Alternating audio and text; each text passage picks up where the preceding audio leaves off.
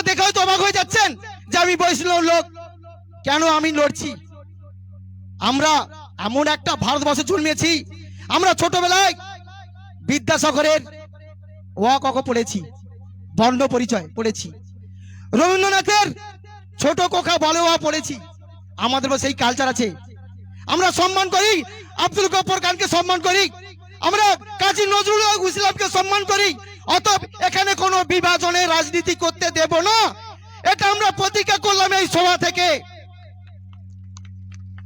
তাই সমস্ত যারা সংখ্যালঘু সম্প্রদায় যারা এসেছেন, মা ও বোনেরা যারা এসেছেন, আপনাদের কাছে আপনাদের যাতে এক হন, আপনারা দাদা এসে গেছে, আমি বেশি কিছু বলবো না।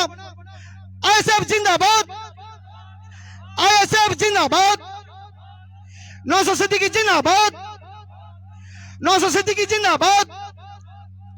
আমাদের সংগ্রাম, আমাদের সংগ্রাম, নওশাদ সিদ্দিকী সংগ্রাম, নওশাদ সিদ্দিকী সংগ্রাম, ছোট ভাইয়ের সংগ্রাম, নওশাদ সিদ্দিকী সংগ্রাম, আইএসএফ সংগ্রাম, আইএসএফ এর সংগ্রাম, বড় ভাইয়ের সংগ্রাম, খেটে মানুষের সংগ্রাম, ছাত্র যুব সংগ্রাম, মা বোনেদের সংগ্রাম, ভাইজানের সংগ্রাম।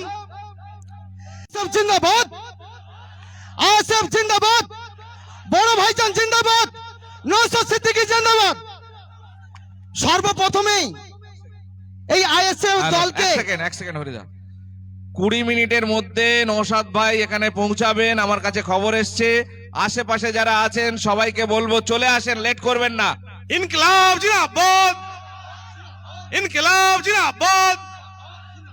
পশ্চিমবঙ্গ বিধানসভার উজ্জ্বল নক্ষত্র নওশাদ সিদ্দিকী, তোমায় জানাই স্বাগতম।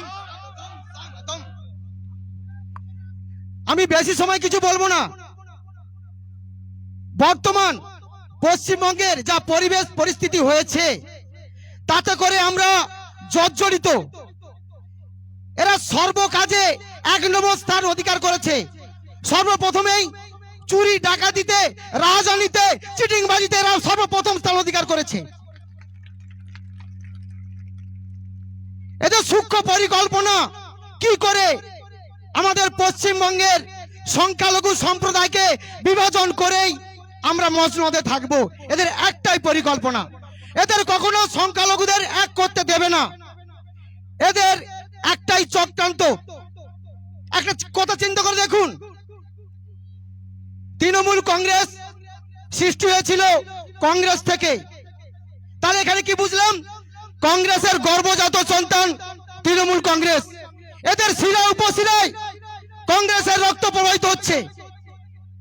কিন্তু এখানে তারা পালিত হয়েছে কোথায়? বিজেপির কাছে। বিজেপির কালচার এদের মধ্যে আছে, দাদা দিদির মধ্যে কোনো ফারাক নেই। তারা যেমন এক নয় তন্ত্র, এরাও তেমন এই পশ্চিম বাংলায় এক নয় তন্ত্র করার চেষ্টা করছে। এরা ভালোভাবে জানে সংখ্যালঘুদের এদের বিভাজন না করতে পারলে আমরা কখনো এই পশ্চিমবঙ্গে অধিকারে থাকবো না, এটা চরম সত্য কথা।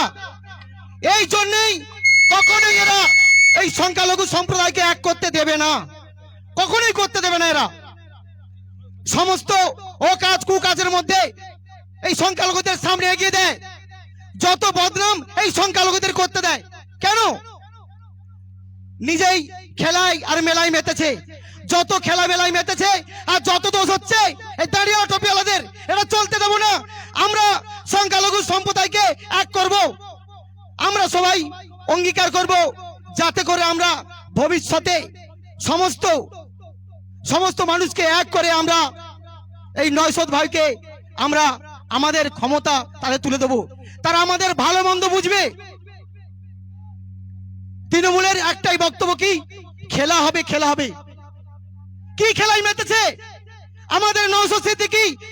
আমরা যেরকম ভালো খেলোয়াড়, তেমনি নওশাদ সিদ্দিকী মহাশয় তিনি তেমন ভালো রেফারি আছে। আপনাদের উল্টো পাল্টা খেলা দেখলে লাল কার্ড দেখে মাঠ থেকে তুলে দেবে, এটা ধ্রুব সত্য কথা। সেই পরিস্থিতি তৈরি হয়ে গেছে। এই জন্য ছলে বলে কলে কৌশলে এরা আমাদের এক করতে দিচ্ছে না, কোনো মতেই দিচ্ছে না। কিন্তু আমরা হিন্দু মুসলমান খ্রিস্টান সবাই যা রয়েছে আমরা সবাই আমরা একে মন্ত্রে দীক্ষিত হয়ে নওশাদ ভাইকে আমরা যত কষ্ট করে হলেও এই ডায়মন্ড থেকে আমরা উত্তীর্ণ করে আর রানার করে দেব আমরা লাল কার্ড দেখে তৃণমূলকে মাঠ থেকে তুলিতে বাধ্য করব।